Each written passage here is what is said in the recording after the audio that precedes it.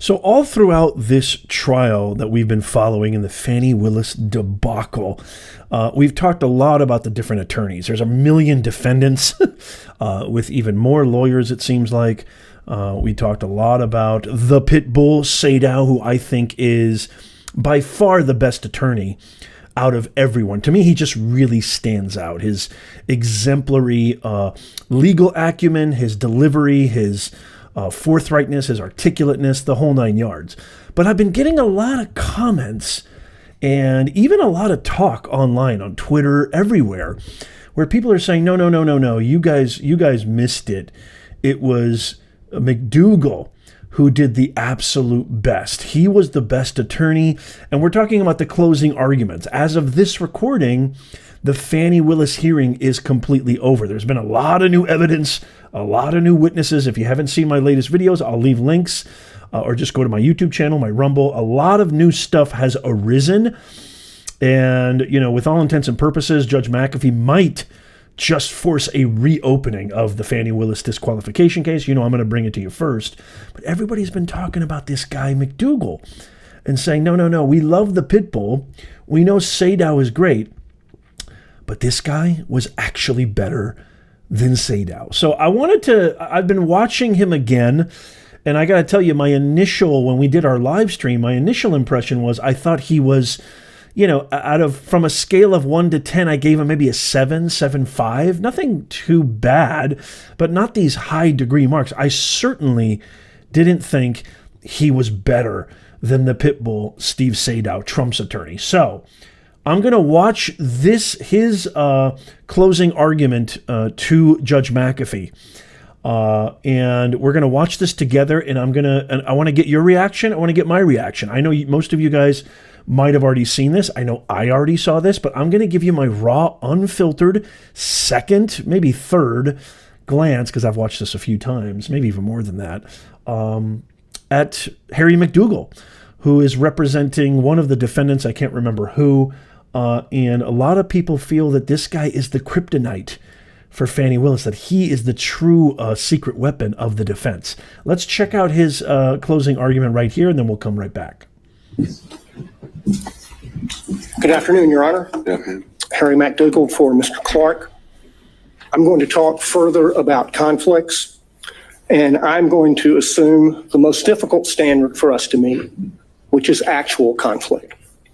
But before I begin that, I want to add just a little bit to what has already been said about the standards that apply to prosecutors. Our appellate courts have said often, the administration of the law, and especially that of the criminal law, should, like Caesar's wife, be above suspicion and should be free from all temptation, bias, or prejudice so far as it is possible for our courts to accomplish it. The first occurrence of that I can find is Nichols v. State more than 100 years ago, 1915. The most recent, Registe v. State in the Supreme Court in 2010, although they don't refer to Caesar's wife. That requirement is also embedded in the prosecutor's statutory oath, 15-18-2, which requires impartially and without fear or favor as district attorney and take only my lawful compensation, so help me God.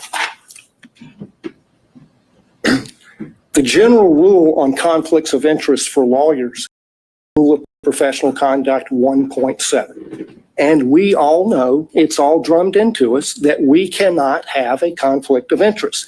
And if we do, we have to withdraw or we will be disqualified. The basic idea is that a conflict of interest impairs the lawyer's independent professional judgment. That's the test of a conflict and whether it can be waived and whether it's disqualifying. And that conflict is not just financial. It can be any conflict that impairs your independent professional judgment. And you see that in McLaughlin v. Payne. The court asked what was a personal interest for purposes of disqualification. It's anything that impairs professional judgment.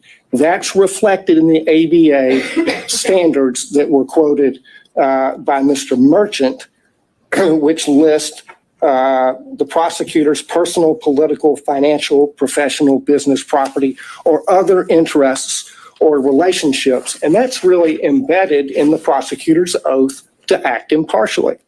And the earlier disqualification order by Judge McBurney was based on political interests, not financial. What my colleagues have described as forensic misconduct is also cognizable as a conflict of interest based on that footnote in the Williams case.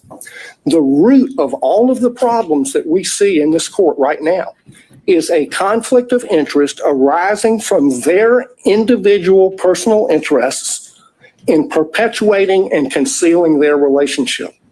That's the original sin from which all of the other problems flow. There are 6 different actual conflicts of interest in this case, any one of which warrants disqualification, but collectively, practically compelling. First, the financial conflict that's already been covered. Second, the personal ambition, political ambition. Third, there's a dovetailed or complementary pattern of deceit and concealment of the relationship and the money. Fourth, the speech at the church. Fifth, the motion for protective order that the DA filed in Mr. Wade's divorce case. Sixth, the way the state has conducted the defense of this motion to disqualify, especially the hearing. On the financial piece, the court asked for a limiting principle and asked about materiality. The limiting principle is whatever impairs the independent professional judgment of the lawyer. That is applied routinely. We have a county code section that flatly prohibits gifts from contractors, period. We have, by analogy, the federal bribery statute, which has a threshold of $5,000, 18 U.S.C. 666.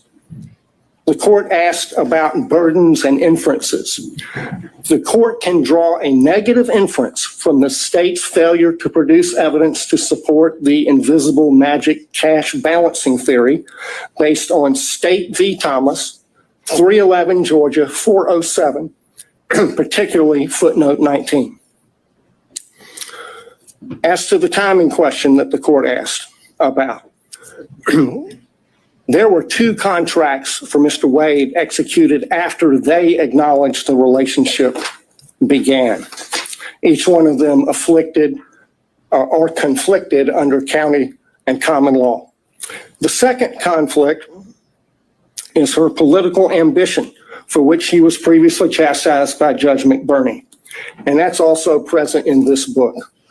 The inside flap of this book says that they were given, quote, exclusive access to thousands of secret documents, emails, text messages, and audio recordings.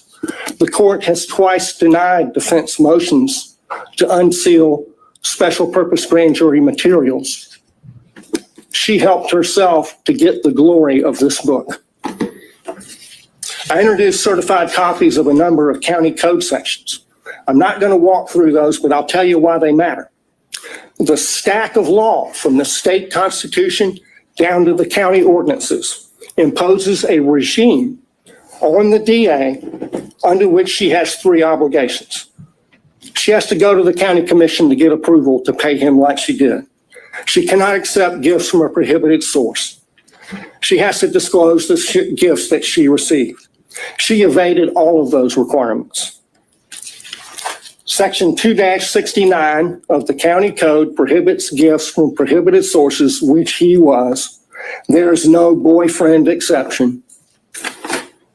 The disclosure forms, the evidence is sufficient for you to find that her disclosure form for 2022 is false and that it is a false writing. That's an actual conflict of interest between her duty, legal duty of disclosure, her legal duty of candor as a prosecutor, and her private and personal interests in concealing the relationship, concealing the gifts, and keeping the gravy train rolling for as long as possible. His part in the pattern of concealment It's a story you see in many divorce cases. The husband is hiding things from his wife. How much money he's making, the other woman, and what he's spending on the other woman. And he got on that stand, lied in his interrogatories, and he got on the stand and he lied about lying in the interrogatories. And the lawyers for the DA's office, they just sat there and let him do it. They did nothing to correct obviously perjured testimony. In and of itself, that warrants disqualification of every one of them. The reason they lied and covered it up was to avoid the trouble they're in right now. That served their personal interests to the detriment of their public duties as prosecutors. The speech at the church, I want to focus on why she did that. Mr. Gillen talked about that. She did it to deflect attention from her own misconduct and that of Mr. Wade. She violated her public duty as a prosecutor to serve her personal interests and the personal interests of her boyfriend. That is a disqualifying conflict between her personal interests and her public duty that is actual, operational, and materialized, and it rests on undisputed facts. The next thing that she did that was a disqualifying conflict of interest was the emergency motion for protective order that she filed in the divorce. I filed a certified copy of that as Exhibit 37. She sought a protective order under the Apex doctrine on the grounds that she's the DA. And the whole filing is expressly predicated on her status as DA. In fact, she never lets you forget it. She says it 27 times in 12 pages. In that filing, speaking as DA, she said, the circumstances, quote, suggest that defendant Joycelyn Wade is using the legal process to harass and embarrass District Attorney Willis, and in doing so is obstructing and interfering with an ongoing criminal investigation. In the prayer for relief on page 11, she asked for 6 months to, quote, complete a review of the filings in the instant case, investigate and depose relevant witnesses with regard to the interference and obstruction this motion contends. There's no sugarcoating it. That's a clear violation of Rule of Professional Conduct 3.4H, which prohibits lawyers from making threats of criminal prosecution to gain advantage in a civil case. She abused her power. She abused her position to threaten her boyfriend's wife with criminal prosecution to gain advantage for herself and her boyfriend in her boyfriend's divorce. She violated her public duties not to make that kind of a threat in order to serve her private personal interests and those of Mr. Wade.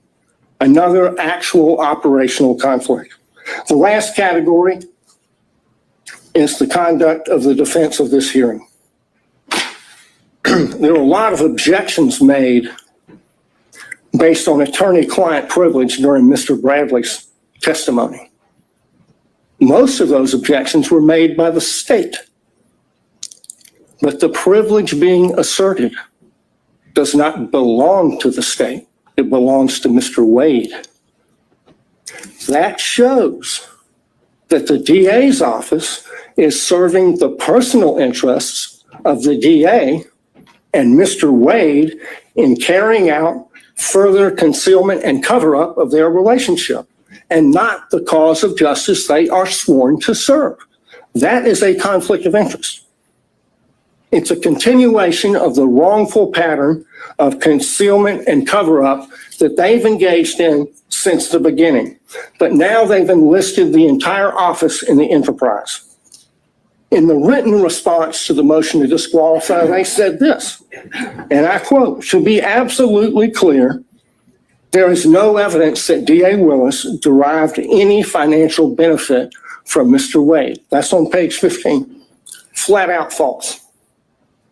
10 lawyers in this case put their name on that, starting with the DA.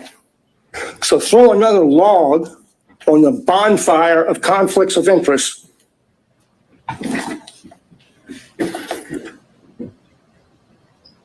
The problem here is the DA cannot distinguish between her personal interests and ambitions on the one hand, and her public duties as a prosecutor on the other, and apparently neither can anyone else in their office. Of the 6 conflicts I've identified, only one is subject to a conflict in the evidence. This is a case study in what happens when you operate under a conflict of interest. It's put an irreparable stain on the case. Think of the message that would be sent if they were not disqualified. If this is tolerated, we'll get more of it. This office is a global laughingstock because of their conduct.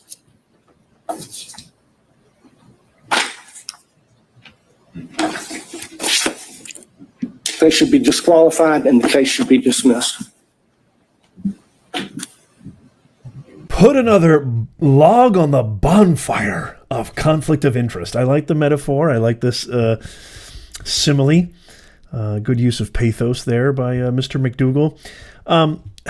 After seeing that, what do you guys think? Do you guys think that McDougall is the sort of kryptonite of the Fani Willis case? He is the secret weapon. He's the secret all-star, the sort of MVP, and that maybe I've been making too much out of the pit bull Sadow. I don't know. I got to be honest with you. This is what I think. So McDougall had a lot of substance. I definitely think he had a lot of substance. He presented his case. He presented the different elements of conflict of interest, the financial, the deception, the speech that Fani Willis made at the church, taking advantage of certain use of language in a civil case, etc., etc. I think he did a great job with the substance. But there's more to being an exemplary attorney. There's more to being an amazing professional, an amazing anything, than just having the substance. You got to be able to deliver it. You got to be able to deliver it with aplomb, with nuance, with charisma, with craft, with artfulness, with mellifluous effectiveness. Okay? You got to be, look that word up. It's a good word. $1 million word. I usually don't use $1 million words, but that's a good one. Mellifluous. And I just don't like the way that, especially, I just don't think McDougall's delivery of that substance is that impactful. He seemed to me, yet again, very stammered, stymied, nervous, maybe, perhaps, a little jittery. I think pointing, there was way too much pointing. Body language says a lot. And how you deliver a message to an audience, even if that audience is supposed to be equivocal or neutral, like Judge McAfee, et cetera, has an impact, especially on the public. I mean, this is a nationally televised hearing. So I think the pointing, and there seemed to be a little roughness around the edges with McDougall. Again, great substance. I think he was chock full of substance. I think every point that he brought up is completely valid. But nobody delivers like this, like the pit bull. The pit bull just delivers, and delivers with such raw effectiveness. It's difficult to teach this kind of extemporaneous understanding, cadence, beats, pause, understanding action, conflict, etc. It's a very tough thing. It's the same thing with being a YouTuber. It's the same thing with being a content creator. You can have the greatest knowledge, the greatest information in the world, but if you can't deliver that, if you can't convey that with significance, effectiveness, and artfulness, where it actually impresses itself upon your audience and actually embeds itself in your audience with precision and the right methodology, it really doesn't have any impact. It can backfire on you, and it's just not going to work as well. And so I give my hats off. I give him credit. What score did I give him before? I gave him like a 7.5. Maybe I'll bump that up to like a 7.9. I don't know.